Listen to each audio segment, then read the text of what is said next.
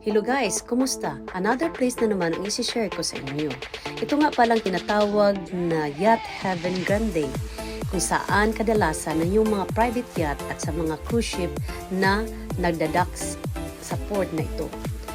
As of now, kung makita niyo sa video kong ito, ang daming mga yachting at saka mga cruise ship.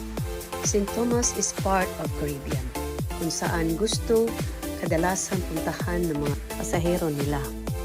Kadalasan sa mga pasahero sa cruise ship ay gustong sumakay nitong sky ride, a cable car puntang bundok. Makikita kasi nila kung kaano kaganda pag ikaw ay nasa taas ng bundok na. Maliit lang na island ang St. Thomas, pero ang daming tao at gustong pumunta nito kapag nakadak ang mga cruise ship na ito.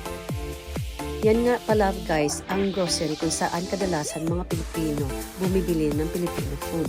At hindi lang yun, pwede ding pera padala sa atin sa Pinas.